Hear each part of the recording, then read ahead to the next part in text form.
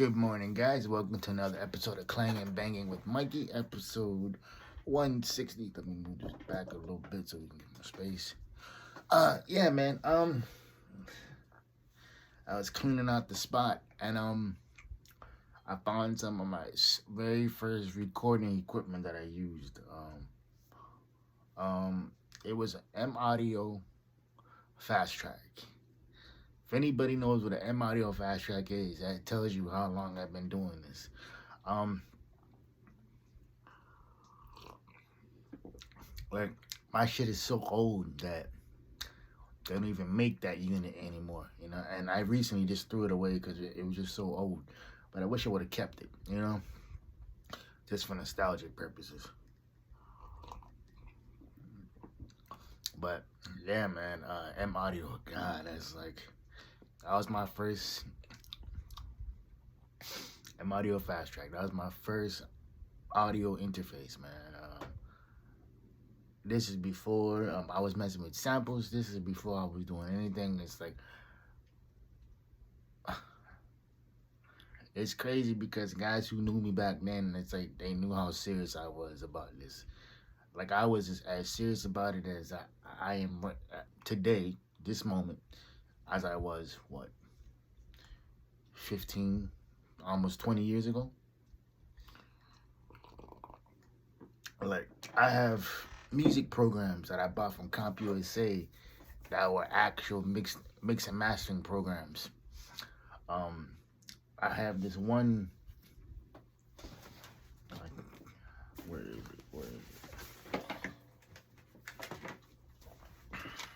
I have this one program called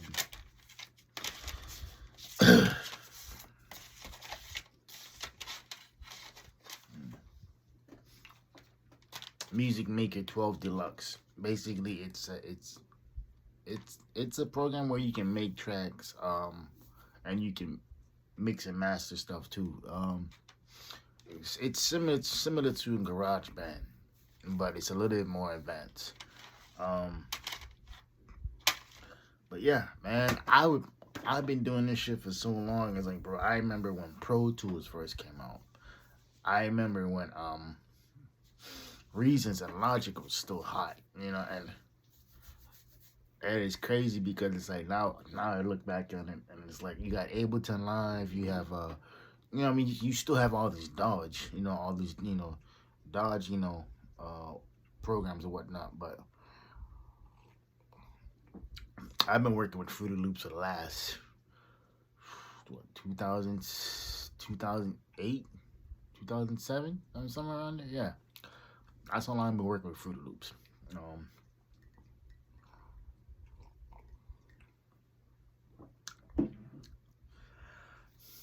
But yeah, man, music it's always been a part of my life. I can never not go a day without at least, if not making a beat every day, at least 3-4 times a week. And it doesn't have to be anything fire. It could be something I thought of at work and be, oh no, when I get home from, you know, after the gym, I'm gonna bang this out, you know. And I try to time myself too, so it takes me about 20 minutes to make a beat. And my thing is I want to shave that down to 10 to 15 because me as a producer or me as a beat maker, beat maker, it's important to trust what you hear first.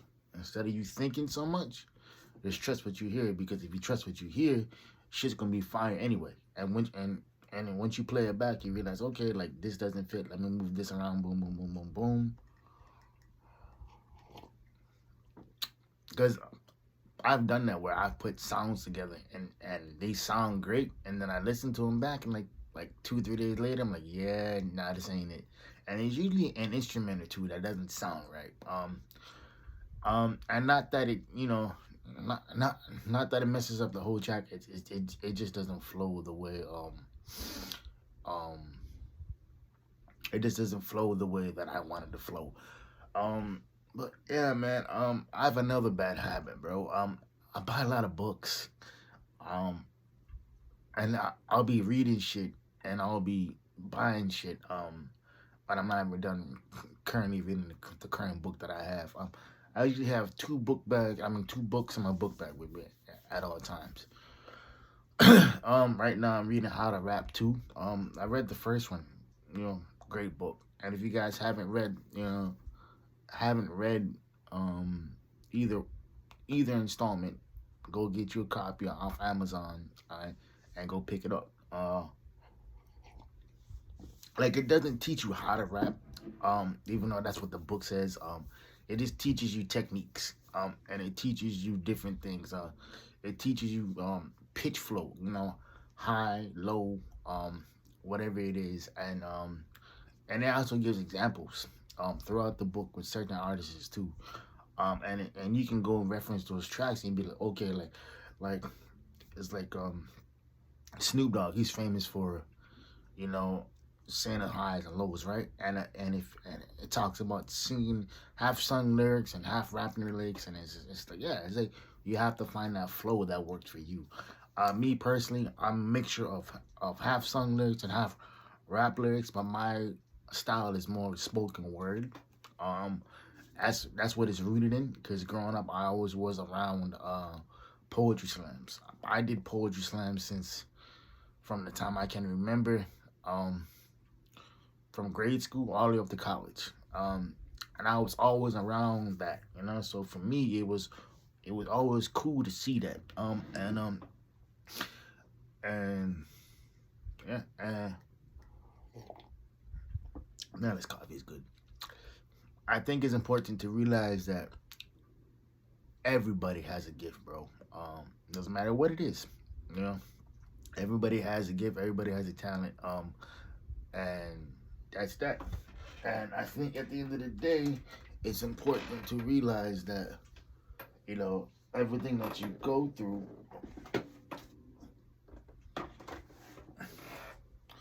and everything that you experience is totally shit. It's totally okay. And everything else, it is what it is. Um, so as you guys can see, this is my new interface. I mean, not new interface, but my newer interface. Anyway, like I was saying, man,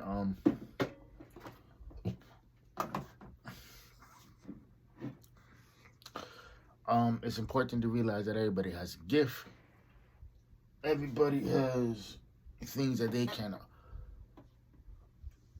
contribute, and everybody has a reason for being here. Even if you don't know what it is. And that's fine. I don't expect people to find their passions at 18. I expect people to grow, expect people to change, and expect people to become better than what they currently are, right? So yeah, that's extremely important to realize that and to understand that and to work on yourself and become better because that's what you need.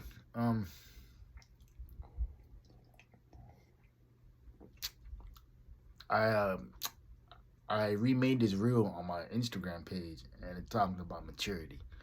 Um, and the gentleman said in the reel that said a lot of people get older, and but few don't get any wiser, or they don't mature. They just get older, and I recognize that, man. My dad told me something when I was 19. I'll never forget it. He said there are two types of people in this world: those who grow older with wisdom, and those who just grow older. You don't want to be the latter. You don't want to be in your 30s, 40s, or 50s, or 60s making the same mistake you did in your 20s. You don't want to go around blaming other people or casting judgment on, or just just doing shit just because, right? It's like at a certain point in time, it's like people gonna look at you be like, nah, it ain't them. It's not them, it's you.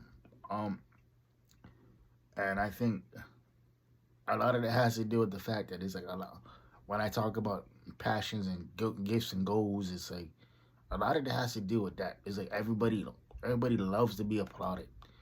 You know, everybody loves to have X, Y, and Z, have people talk about them in a positive way, right? But at the end of the day, it's like, yo, if that's what you want, you know, or if that's what you feeding off of other people's approval, you're never ever gonna go anywhere and be successful, you know, because people are gonna always talk about you whether you up or especially when you're down, you know. Everybody loves to talk about you when you're down. It's it's those people who stick by you when the chips are down and you have, you know, no uh you have no ability to bring anything else to the table because you're down. I think that's extremely important to realize that, man. It's like not too many people out here, man, are gonna have your best interests at heart. And if you find those individuals, hold on to them because those are the people that you need. I also read this one quote that said on social media talking about how people need people in their circle to tell them no, it, you know, or is this the right move, or is this, you know, something that you should be doing X, Y, and Z. And a lot of people don't stop and they don't think about that. You know, they just be like, oh well, I want to do this or do that, boom, boom, boom, boom, boom, and it's like, okay, like now look at the situation you in. It's like you did all that for what? You know, and it's sad, man, because it's like I'd rather have my homies, you know, my girl, my wife, whatever it is, tell me like, hey, look here, bro, we ain't doing that. No, no, no, we definitely not doing that. You know, because the risk to the reward is much greater than, you know, having you sit on from, you know, 5, 10, 15, 20 years in a state of federal penitentiary. Like a lot of people don't think about that. And they don't think about the consequences of what they're doing to after the fact. You know, and I'm talking about guys who commit crimes or whatever it is, right? So it's like everybody who does that, you know, I'm not gonna sit here and cast judgment on it, and try to and say, well, I wouldn't do that X, Y, and Z because maybe the situation was different, whatever it is. But at the end of the day, that's the consequences of their actions, and so we just got to keep it moving. But yeah, man, getting back to the books, bro. I recently picked up Nipsey Hussle's book and Jesus' book. Um, you know, little short reads and everything, but um, people buy me a lot of books because all I do is read. Believe it or not. Other than working out, I really don't do much. Go to work, make music, release music. And yeah, that's what it is, man. I don't really do anything else besides those three things. I mean, work, gym, studio, read, and write. You know, and to me, it's the other night. I was cleaning up the room and I found my old rhyme books. Like I'm talking my first shit from high school. You know, and I was like, wow, I can't believe I found this shit. Like this is wild. And it's crazy about it because I remember writing every single rap in that book. And what's wild is that I can see the growth in the pages in my new rhyme book versus my old shit. And my old shit was just more or less just, I was rapping about what I knew back then, which is trying to get girlfriends, trying to be understood, trying to be X, Y, and Z, right? Trying to do all that stuff. And I realized, like, yo, as I got older, it really didn't matter what other people thought. Just go out there and do what you want to do, right? It's like I had there was this one girl in college. We had a couple classes together, and and I wasn't really the most confident kid when I was a freshman because I wasn't. Took a while for me to to break out of that shell, and so when that happened, I remember we was talking one day via text, and she said something, and I said, "Oh, okay, you know, whatever." And then she followed that up with, like, you're just a classmate of mine. I was like, damn, and like I wasn't expecting that, right? And like that shit hurt. But she was right. There was nothing there. There was nothing there between us. There never was gonna be anything there, and we're gonna keep it moving. You know, and there was no ill will, no bad blood. I just, I just knew that it wasn't that. Like whatever I wanted it to be, it wasn't gonna be that. So keep it moving, keep it pushing, and I think that's where a lot of people mess up at too. Is like they want something so bad, you know, and they don't realize that the more you try to force something, the more it don't work. You know, it doesn't work because it's not meant to be forced. It's not meant to be pressured like that. Everything deserves pressure. You know, your job deserves pressure. Your craft deserves your craft definitely deserves some pressure. You when it comes to whatever your craft or your passion is, you never hear nobody who's great at what they do not create pressure. I will listen to what I just said. I said create pressure because the motivation should always come from within. It should always be internal, not external. Because if it's external, it's never going to last. Because you're always looking for somebody else to fill you up, to hype you up, boom, boom, boom, boom, boom, and it doesn't work that way. You know, being hyped up doesn't work that way.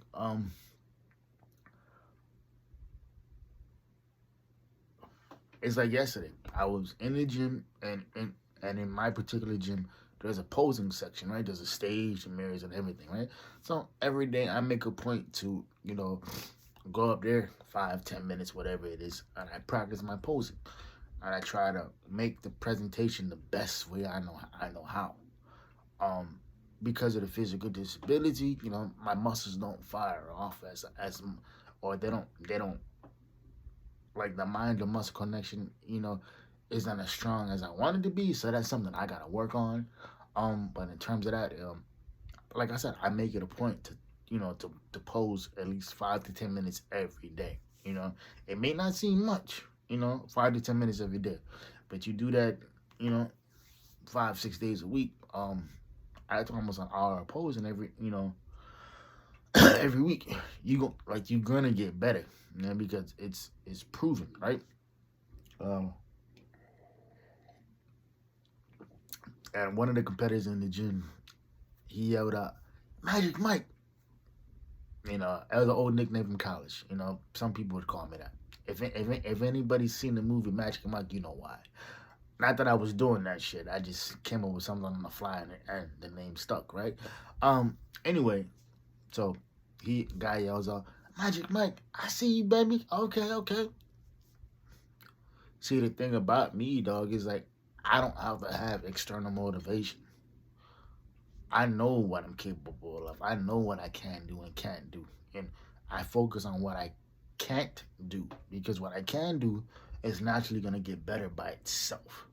Of course, I'm going to have to put in work to get better, to understand that, okay, certain things will require more time. I'd rather work on my flaws and what I'm bad at than just constantly focus on what I'm good at. Because if you're constantly focusing on what you're good at, you're never going to be 100% whole, because you're always going to look for, okay, what's the easiest route for me? What's the easiest path of resistance for me to take? It don't work like that, man. It's like you have to focus on what you're bad at. Craft, passion, job, whatever it is, boom, boom, boom, boom, boom, and you have to fixate on that, and you have to fine tune it to the point where your weaknesses become your strength. Um, Quick tip, but believe it or not, I used to be very, very not antisocial, but I would used to be afraid to talk to the point where I was damn near mute. Um, and I maybe because I was shy, timid, whatever it is, but I had to put myself in situations where conversations from me, words from me had to come out. Um, and I was so afraid to talk that I actually developed a stutter when I was in high school. And that was that was an interesting time. Yeah, because my brain was moving so quickly that my mouth couldn't catch up, right? And and I remember my mom them they knew the speech therapist at the school, and the speech therapist was, she was hella cool with me and everything too, and she actually sat down and she did like an assessment with me. She's like, nah, I don't think there's anything neurologically wrong with him. I think he's got so much things going on in his head that he can't verbalize it fast enough. And if he just takes his time and understands, you know, you know, what wants to come out versus everything at once, he'll be okay. And it took a minute for me to understand that it's like I would have to mentally, okay, this is what's going on in my head, but okay, this is what I'm gonna take from the bank, which is my brain. I call it the bank, and this is what's gonna come out.